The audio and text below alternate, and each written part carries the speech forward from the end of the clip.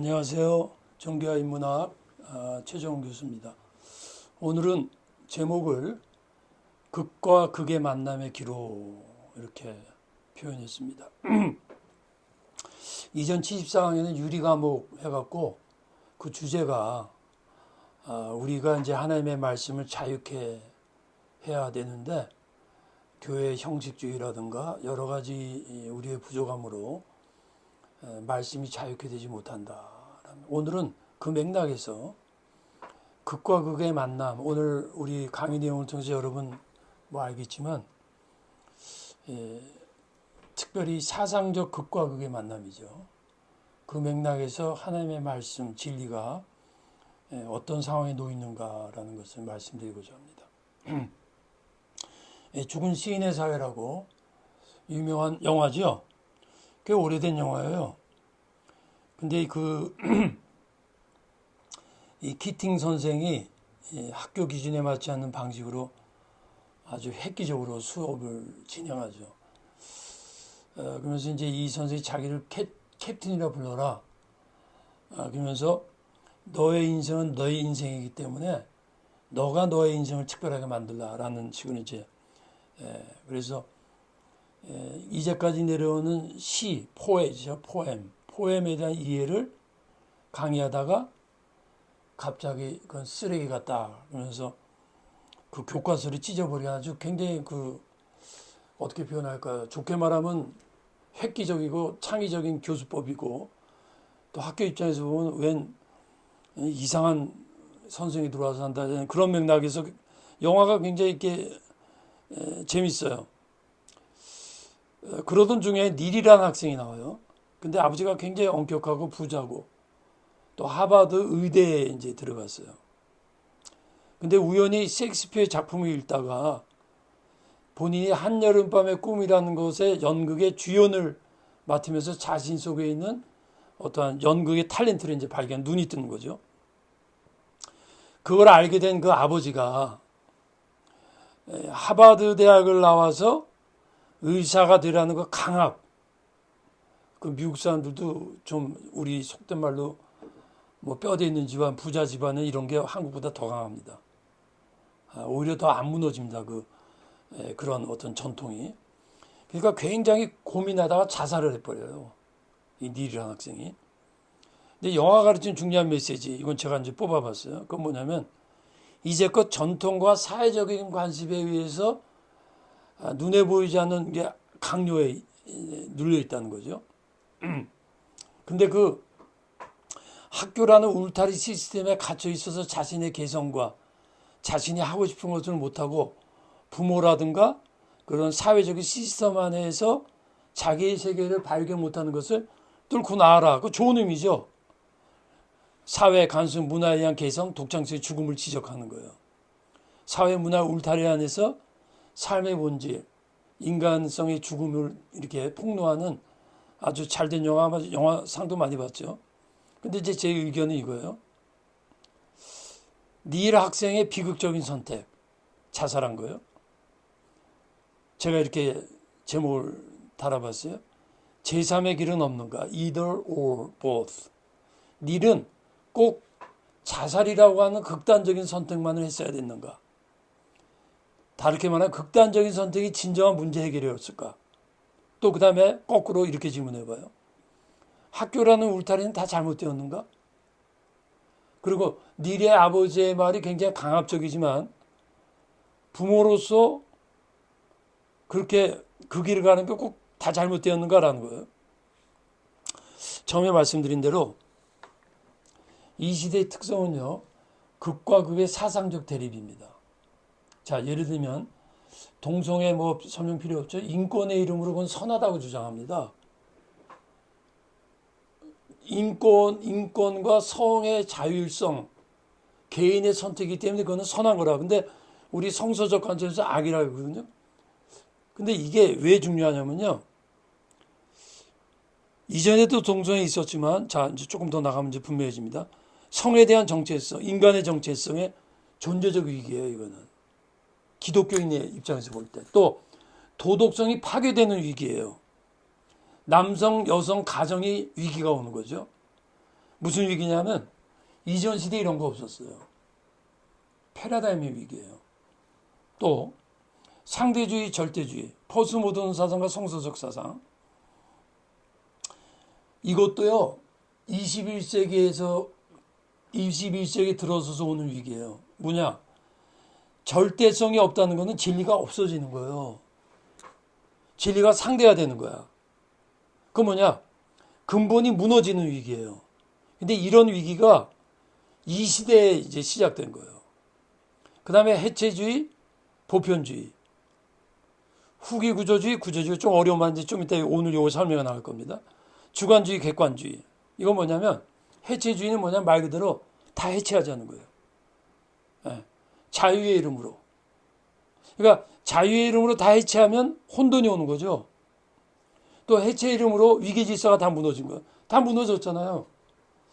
어제 내가 이제 산책을 하면서 어느 목사님 설교 들었는데 이분이 아주 말씀을 잘하세요. 근데 이분이 시내를 걷다가 어느 경찰이 젊은이 오토바이 타고 가는 거 속도 위반을 잡았는데 자기가 속에서 이게 올라오더래요. 왜냐면 잘못해서 잡았는데 주객이 전도된 거야. 그 오토바이 그 사람이 경찰한테 마치 경찰이 잘못한 사람같이 해대는 거죠. 이게 뭐냐면 뭐 요새 뭐 대부분 사람들이 해체주의가 뭔지 알겠어요. 뭐 그러나 어떤 사상이 들어오면요. 그게 다 흘러가게 돼 있어요. 예. 위계질서가 없어지는 거죠. 여러분 제가 젊었을 때만 하더라도 부모에 대한 불만도 있고 다 있었어요. 어느 시대나. 근데 지금은요. 부모에 대한 불만이 있어도 자 예를 들게요. 프란시스 셰퍼가 유럽이 1930년대까지는 예를 들면 노인이 지나가다 불량배들이 있어갖고 그런 거 잘못이지 그러면 불량배들이 그냥 이러고 간대. 그건 뭐냐면 잘못이라는 거 인정하고 간대요. 근데 1960년대 미국에서 어떤 일이 일어나기 시작하냐면 똑같은 노인이 젊은이들한테 잘못했어 그러면 당신이 뭔데 우리한테 잘못했다고 그래? 이게 왜 잘못이야? 그 여러분 차이점이 아십니까? 잘못을 저질러도 잘못이라는 것을 알고 있는 거하고 잘못을 저질러놓고 잘못이 아니라는 거예요. 바로 이 시대 그게 해체주의고 상대주의고. 그러니까 이게 여러분 지금 정치나 뭐나 보세요. 이 세대뿐만이 아니라 극과 극에 가 있어요 지금. 극과 극이에요. 극과 극의 만남의 시대. 자, 원칙, 자유, 절대주의, 상대주의, 보편주의, 해체주의, 종교학, 인문학. 지금 여러분 이게 무슨 말씀인가 할 거 이제 요게 이제 3번에 걸쳐서 강의를 이어지는 겁니다. 신학, 과학, 남성성, 여성성. 이게 뭐냐면 남성은 male, 여성은 female. 아는 저 친구분이 비행기 타다가 깜짝 놀랐대요. 미국 비행기.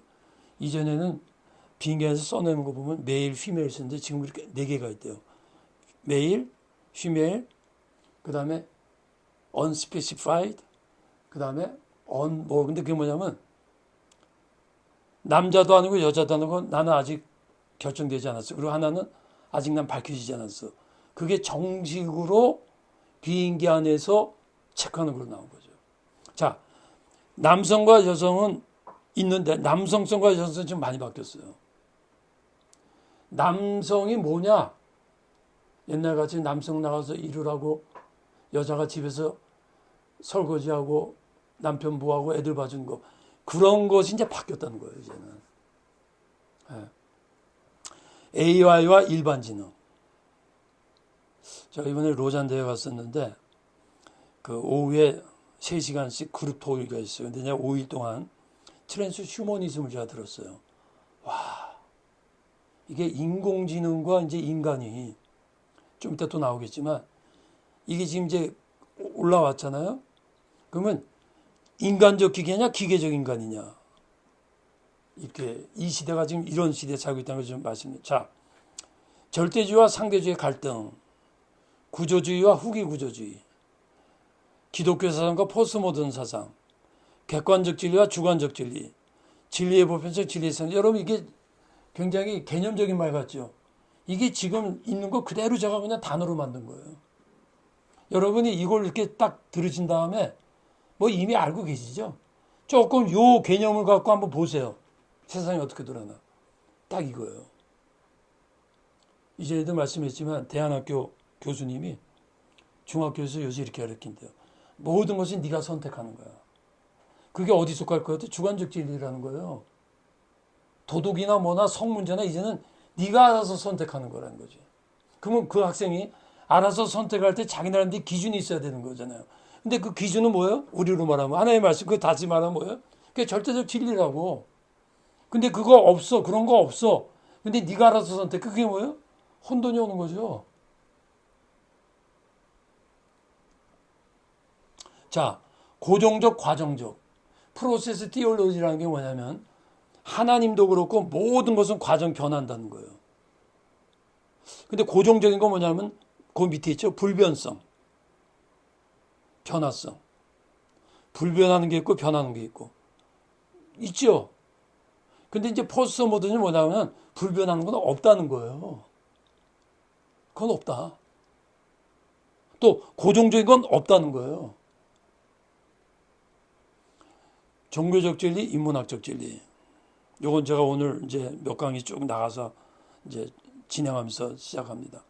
신적, 초월적, 시대문화적, 디비니티, 휴머니티. 그럼 이제 조금씩 구체적으로 가보죠.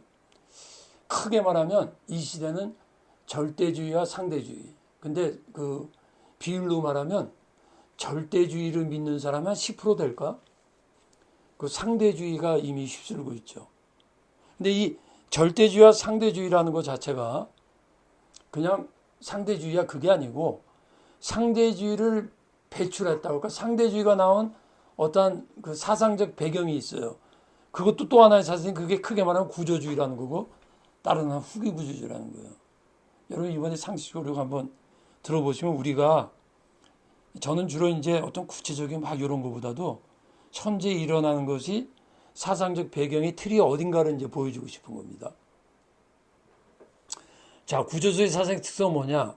모든 인간은 무의식적으로 혹은 선사유적으로 불변의 관계적 구조를 갖고 있다. 이게 뭐죠?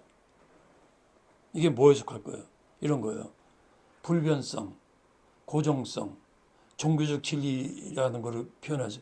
우리 안에 불변의 관계적 구조 더 쉽게 표현하면 뭐냐면 우리 속에는 변하지 않는 보편적인 게 있다는 거예요. 우리 속에. 이것이 의미의 구조를 형성한 것이 우리에게 어떤 의미를 발견할 때도 그런 내가 변하지 않는 인간의 보편성 속에서 한다는 거지. 무의미한 세상에서 의미를 구조주의 전차에서 찾아가는 것이다. 자, 그럼 불변의 관계적 구조가 뭐냐? 지금 말씀한 거예요. 진리의 절대성 의식 구조. 더 쉽게 표현하면 이거지. 우리 기독교인은 하나님의 말씀은 절대적인 거야. 그런 의식이 있죠? 그거예요. 그거는 불변하지 않는다는 거예요. 진리의 보편성 의식 구조. 이거 뭐냐? 이것도 쉬운 예로. 결혼은 남자와 여자와 하는 거지. 우리 옛날부터 결혼은 남자와 여자에서 가정이 생긴 거잖아. 그게 뭐예요? 보편적인 거지. 진리의 권위성 의식 구조. 제가 지금 여러분한테 이렇게 말씀하는 거, 그건 당신 생각에 그러면 아무 의미가 없어요, 이거는. 근데 최 목사 당신이 뭐 공부 좀 해갖고 말하는 게 그런 건 나도 의미가 없어요. 그게 아니라 내가 말하는 것에 권위가 어디 있느냐는 거죠. 교수라서 권위 있는 거예요? 아니에요. 그러니까 듣는 이들은 내가 말하는 것에 권위를 인정하거나 권위 있다는 걸 말을 하려면 내가 말하는 것이 여러분이 믿는 사상과 연결이 돼요. 상대주의를 믿는 사람 나 인정 안 해요. 그러나 적어도 하나님의 말씀이 진리다. 그걸 믿는 사람은 내 강의를 들으면 이게 연결이 되는구나. 의미, 목적의 보편적 의식. 이것도 쉬운 얘기죠. 뭡니까? 상대주의까지도 이거 있어요. 상대주의들이 절대주의는 부인하면서도 자기 나름대로 의미를 찾기 때문에 상대주의 얘기하는 거거든요. 그러니까 상대주의가 절대주의는 반대하는데 상대주의도 어떤 의미를 찾고 나름대로 자기 나름대로의 가치관을 찾는 게 뭐예요? 그게 보편적인 거예요. 그러니까 보편적 의식이 없어서 이런 의미에서 상대주의는요 자기 모순에 빠져 있는 거예요. 말씀드린 대로 사물, 사람, 사세의 보편성을 긍정하는 거예요. 구조주의가. 그러니까 제가 지금 무슨 말씀드리냐면 절대주의 이런 것들은 구조주의라는 배경 속에서 절대주의가 나오는 거고, 반대로 후기 구조주는 구조주의를 반대하는 사상이에요. 거기서 상대주의가 나온다라는 거죠. 요 말씀 이전 조금 전에 한 거 기준과 정통성 인정했고요. 자, 구조주의 말씀의 절대성. 여호와께서 나라들의 계획을 폐하시며 민족들의 사상을 무효하게 하시도다. 여호와의 계획은 영원히 서고 그의 생각은 대대에 이르리로다. 요거 이전에도 말했지만 제가 연관되면 계속 말씀합니다. 자, 보세요. 여호와께서 민족들의 사상을 무효한다. 여기서 민족들의 사상이 뭘까요? 상대주의, 해체주의. 예? 근데 그의 생각은 대대를, 그의 생각이 뭐죠? 하나님의 말씀이지. 대대를 이룬다는 게 뭐예요? 절대적이니까 제대로 가는 거지. 그래서 요약하면 이거예요. 그의 생각이 대대를 이룬다는 것은 하나님의 말씀의 절대성, 하나님의 말씀의 보편성, 하나님의 말씀의 원리성이에요. 그러면 이게 하나님의 말씀이 절대적이고 하나님의 말씀이 보편적이고 하나님의 말씀의 원리라는 걸 그걸 어떻게 하냐? 상대주의들이 이렇게 질문해요. 어떤 근거로 그게 절대적이란 말하냐? 결국 이제 오늘 이제 쭉 강의에 나오지만 거기 이유가 다 있어요. 이래서 그건 나중에 나와요. 미리 말씀 안 드릴게. 그 맨 바닥이 뭔지 아세요? 맨 바닥이 믿음이에요. 여러분 아무리 논의하고요, 아무리 연구해도 간단해요. 말씀에 대해서 연구하고 다 좋아요. 결국은 믿음의 문제라는 거죠. 자, 조금 더 구체적으로 에벨링이라고 하는 유명한 구전주의 사상가가 이런 말을 했어요. 그러니까 이제까지 말한 구조주의 대충 이해되셨죠? 말씀의 절대성을 불변성을 믿는, 보편성을 믿는 구조주의인데 그 사상가 대표적인 사상 이런 말 있어요. 말씀의 정상적 기능이 방해를 받을 때마다 해석이 요청된다. 바로 이 시대죠. 말씀의 정상적 기능이 뭐죠? 말씀은 진리다. 말씀은 절대적이다. 말씀은 권위가 있다. 말씀대로 살아. 이것이 방해를 받는 시대거든. 그러면 해석이 요청된다면 무슨 해석이요? 말씀의 해석과 이 시대가 주장하는 사상의 해석이 필요하다는 거예요. 그러면 이 해석의 목표는 말씀의 이해를 방해하는 장애물을 제거하는 것이다. 뭐예요? 그러니까 말씀만 믿어. 그게 아니라 말씀의 이해를 방해하는 장애물, 이제까지 말씀드린 포스트모더니즘 사상을 제거하는 거예요. 말씀의 이해를 방해하는 장애물이 뭡니까? 말씀의 절대성 부정하는 상대주의, 말씀의 전통과 권위를 부정하는 해체주의, 말씀의 보편성을 부정하는 문화주의, 역사의 객관성을 부정하는 역사주의. 에벨린 또 이렇게 말합니다. 이게 오늘의 그 핵심이에요. 신학적 해석학의 의무는 쉽게 말하면 목사님과 신학자들이 할 일은 인간을 하나님의 말씀에 대해 보다 민감하고 보다 책임성 있게 만든 것이 뭐냐? 상대주의 사상이 막 혼돈을 일으키는 이 시대 속에서 말씀에 대해서 책임성 있게 사람을, 그러니까 말씀을 책임성 있게 하는 것은 말씀에 대한 진리를 확신을 시켜줘야 되겠죠. 그러나 이 의무는, 그런 일은 우리 자신의 말의 상황에 대한 비판적 평가, 좀 어려운 말인데 자 보세요. 그 다음에 그리고 이 평가는 우리가 하나님이 그의 말씀 안에서 이미 우리에게 말씀하셨다는 사실을 인정하는가. 자, 이겁니다. 이미 우리에게 말씀하셨다는 사실을 인정하는가.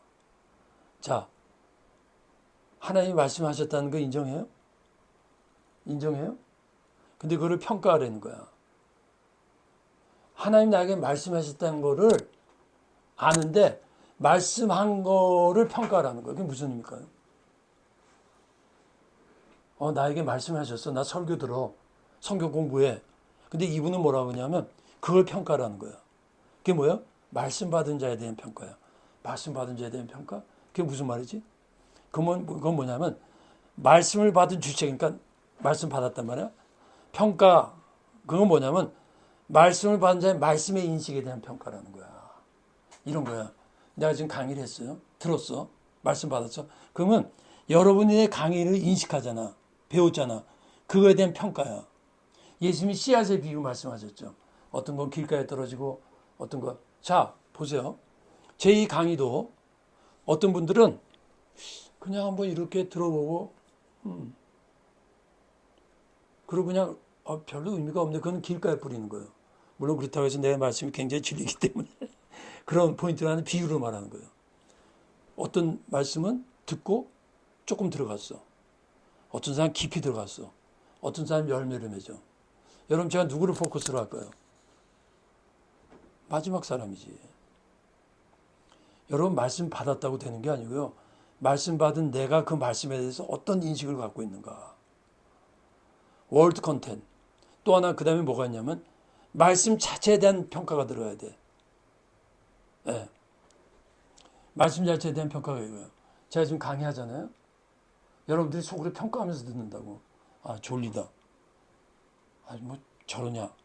그거 다 평가예요.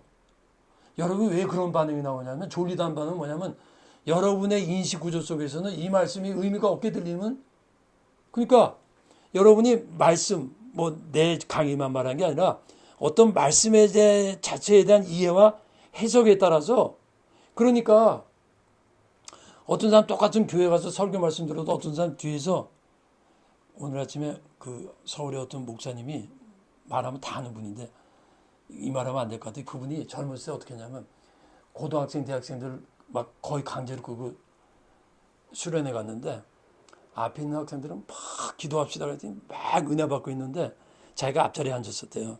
좀 이상해서 뒤에 가봤더니 박수 치면서 게임하고 있더래요. 그래갖고 지가 두드려 팼대. 근데 요새 그거 알려주면 그거 왜 그러죠? 그 뒤에 있는 학생들은 말씀에 대한 평가를 자기들이 벌써 한 거예요. 저거 나한테 별로 중요하지 않아. 그 다음에 또 하나 뭐가 있을까요? 말씀에 대한 평가는요. 말씀을 누가 했느냐는 거예요. 여러분 제가 예를 들어서 지금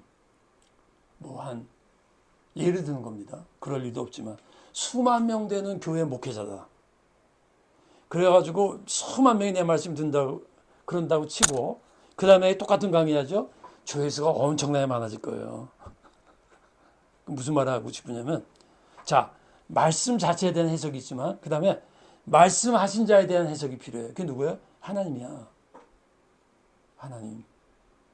내가 왜 이거 어떻게 보면 뭐 구독자도 많지 않고 누가 보면 저 사람 자기 혼자 열정이야.